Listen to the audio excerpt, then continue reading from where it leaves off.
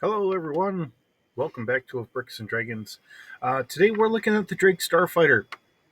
So, um, this is another one of the starfighters from the expanded graphic novel universe. Um, so, this is another Old Republic starship. It's another starfighter. Has a crew of one. This is a you know it's an old Jedi Order or in Old Republic starfighter. So, Drake Starfighter is a speedy spacecraft with limited combat capability, despite being a relatively common craft in the days of the Galactic Republic. Few have remained in service beyond the Clone Wars, so obviously it would have been a off craft used during the Clone Wars, or maybe even before that. The craft are light, fast, and a little flimsy, but do in fact boast a small shield generator, which allows it to take some damage and survive a rough um, time in the space lanes, in which allows whoops in the galaxy here. Quat Systems Engineering even made a gift of a dozen of the first starfighters off the assembly line, one full squadron, to the Jedi Order for use as their couriers and negotiators. So this would have been a good, like a beginner craft for what we start seeing as the Jedi starfighters. Um, Looking at the design, it has a very simplistic design. You know, the D6 stats that we have here, because a lot of these are going to be all in D6. I mean, pretty much every one of them. Um, we have to realize whatever Star Wars system you're using, because we are on what the third, fourth iteration of Star Wars as a role playing game. It started off as the old West End Games D6 system. And I know that Hasbro, through Wizards of the Coast, had picked it up as a D20, and it is currently now with Fantasy Flight Games as their iteration of it. Now, there's nothing wrong with either one of them. Um, it's just that whether we like to admit it or not, and this is something I had found out, 2, 3 years ago. West End Games is actually responsible for naming a lot of the other creatures and planets and everything else that George Lucas had hinted on in the original movies. They came to George Lucas and said, "Hey, we'd love to make a role playing game on this," and then they came up with all the other things. So, um, to sit there and say, we had the big pig snouted kind of guards or whatever. Well, those are Gamorrean guards, and then they came up with the backstory for their planet and everything else. Um, And I like to say Greedo because everybody remembers Greedo, but unfortunately, for whatever reason, my mind just always draws a mental block there. So, um, as to I know that they've done episodes of like his race and all that stuff, and they're from an aquatic planet, more of a swampish area or whatever, and it's a fascinating group of people and all that. But there again, for whatever reason, my mind, whenever I'm in front of the camera, so to say, my mind just draws a blank. So, looking at this here, of course, this is a light starfighter. It has a length of 8.9 meters. So, this is along the lines a little bit more of what um, the Jedi Interceptor, the A Wing, all that stuff. Really, a very small, compact ship. And looking at it, a lot of the mechanics is really behind the cockpit here. The engines are off on the side. I'm sure the nose is where you're going to find your sensors and your computers and all that stuff, um, and going from there. So we have a crew skill here. So your standard pilot's going to be a 3D. Your standard Starship gunnery is a 3D plus 2, and its standard sensors is again going to be a 3D. Now we have 30 kilograms. So let me do this up on. I should have done this up already. Oops, no, That's not what I wanted to do. Um, let's see. We want 30 here. So that way we get an idea. All right, yeah. So we're talking about 66 pounds. Um, so for those of us in the old traditional um, poundage system, we're talking about 66 pounds, 30 kilograms. They have consumables for about a week, so I'm sure you're going to be cramped and willing to get the heck out of that cockpit after a while. Um, if it was brand new, you're talking about 88,000 credits and 57,000 credits used. It has a 1.5 hyperdrive. You know, most of the ships that we will see are going to have a times one hyperdrive as a standard.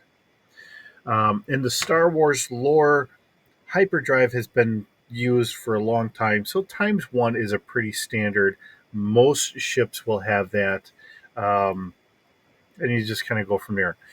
It does not have a nav computer though, so that means that you're going to have to use a droid, or you'll have to have some other programming. Um, not knowing a ton on the Drake, because obviously I admittingly I did not read any of the comics that it was in. Um, so I don't know if it was using some sort of earlier form of like a hyperspace ring or something else. I don't see a slot there for a astromech droid, although you can't see it. I'm pointing at the cockpit here. It looks like it might be a long enough cockpit that it may have a droid sitting behind the pilot. Um, to what degree, I don't know. Uh, or maybe it's underneath the cowling there with that top fin. Now, that fin could be a sensor array or something else. Maybe it is a stabilizing fin. I don't know for when they're doing atmospheric flight. All right, we have a maneuverability to 2D, which isn't the worst, but it's not the best. A space is 7, so this is a little bit slower. It's really good for a starfighter, but it's not really the fastest. Um, atmosphering or atmosphere, we are going about 1,000 kilometers an hour. The fighter that we were looking at yesterday, sugars, and I can't remember what it was. It was going a little bit faster than that, and they had a space of 8. Hull is a little on the weaker side, though. It is a 1D plus 2, so we are a little lighter in the hull. Shields is a 2D, so we do have a plus that actually have some shields there. So sensors are very minimum. We have a passive with scan, search of, we're only going out 25 spaces. When you're thinking space, um, I really can't explain what a space is in space. I would say it's probably shooting. I should know this because of doing this for so long. Um,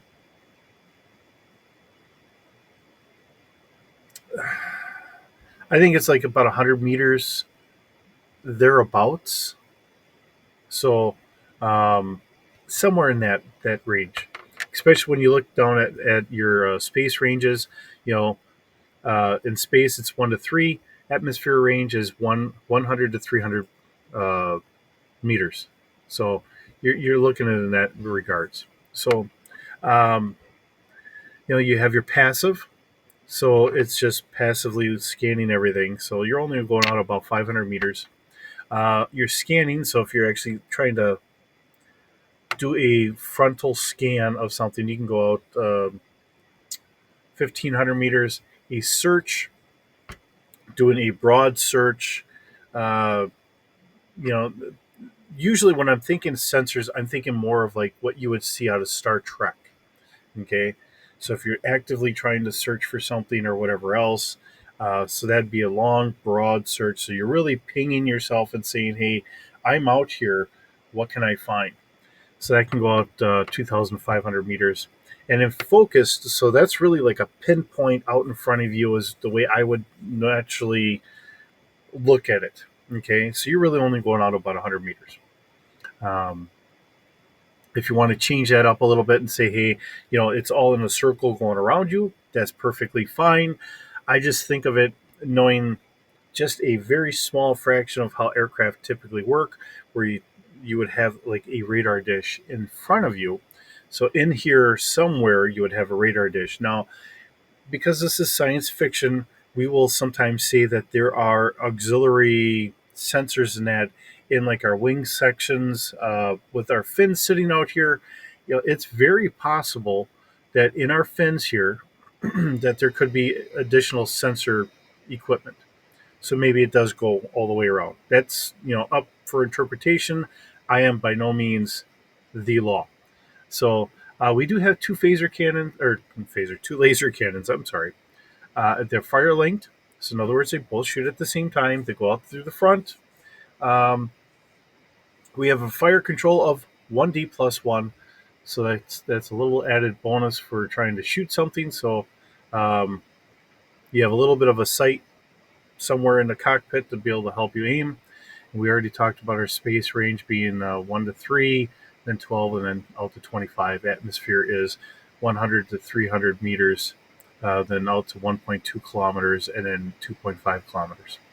And it does a damage of 4. So we're doing, if we're comparing this to the ship that we did yesterday, the um, Drake,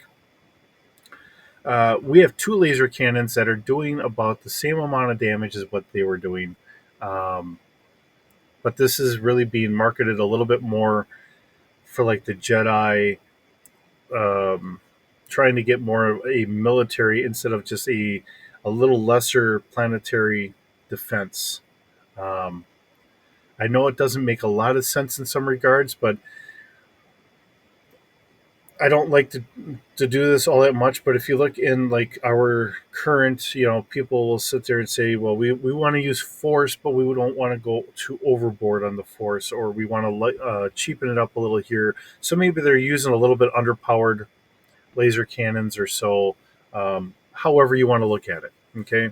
And here we're thinking a little bit more of a military application, so they want to have that beefed up a little bit more. That's the only way I can really describe it. As far as running this would work out fairly well. Um, it is another one of those fighters that is not overly expensive. You do have the hyperdrive, so if you're trying to give it to players as a starting ship, it would work. It looks like it's only going to be a crew of one, so you're going to have one person in there. So whatever your complement of players, you're going to have that many fighters. Which can work out really well. Maybe you land on a planet and just kind of get out of the cockpit and camp out for the night. Typically when we're talking about 1 week, that's talking about like food packs. Do you have enough fuel for that week?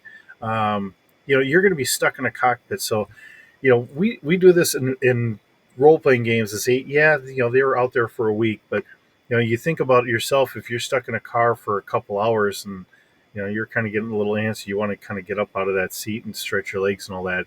These people are going to be running into the same issue. And most cockpits, from my experience of being in the Army, and I was a driver for a Bradley, you don't have a lot of free extra space there. You have a little wiggle room. For what I've seen in cockpits for actual fighter craft, I don't think they had as much room as I'd had. And I was kind of cramped in there, and I was a thin man at the time. So, um, you look at it in that regard. So, but here's today's ship. We're looking at the Drake today. Shoot, I can't remember yesterday's, and we just did it. But, um, you know, great starter ship. It's great to have all these extra ships out here. Adds a lot more to the lore of different possibilities and things that we can do, things that are out there. Um, it's a very large universe, and this helps to broaden that out. Um, Not saying that if you wanted to use this in a different era, you couldn't find a couple of these, maybe in a junkyard somewhere. Maybe just needs a little tender loving care to get it back up and running. Maybe update a couple little things. Maybe you'd find it and it wouldn't even have any laser cannons on it anymore, or something like that. Or maybe somebody upgraded it. one of the funny things is when they talk about getting your player characters a ship or whatever when they start out, they're all happy they have a ship, but unfortunately there's like quirks to it. The ship runs really hot, so they're sweating all the time. So unfortunately, maybe your characters are wanting to run around in their underwear because I mean they're roasting their butt off, or maybe all the controls are written in a language they don't fully understand. So they're just guessing on buttons. So that makes it a little bit more difficult. Maybe it's freezing. Maybe it's the opposite of that, right? So instead of saying, "Hey, I'm kind of comfortable in a normal flight suit," I'm throwing on a parka on top of that or whatever else. You have those kind of things going on. Um, different quirks that you can throw out there. I know that they have them all in the books. Um, Different things to throw out there for people. Have some fun, make it a unique ship, and maybe it's something that they can fix and they can get it taken care of once they get the credits to do it. So with that, we're going to end this segment here. We're going to try and keep this going every day. Um, we'll see about maybe getting 2 videos up in a day or whatever. So thanks for visiting. Thanks for listening to me and my silliness. Hopefully, this starts expanding the universe for everybody in the Star Wars universe. Again, like I said yesterday, if you look at this, if you wanted to take an idea like this and throw it into something else, whether it's Starfinder, uh, Traveler, or Star Trek, it's not saying you couldn't, especially when you look at how the engines are done. You could always just convert those into being like some small warp nacelles, and it's just a small little kind of sports car ish, little shuttle ish Starcraft. So, um, the possibilities are always there. Um, and that's why I do this, because I'm not against having, you know, make your universe as a slightly off take of whatever the actual storyline is, and do your own silliness and have fun with it. That's what all this is really about. It's just having fun and just being as silly as you can be. So, with that, have a good day. We'll see you in the next video.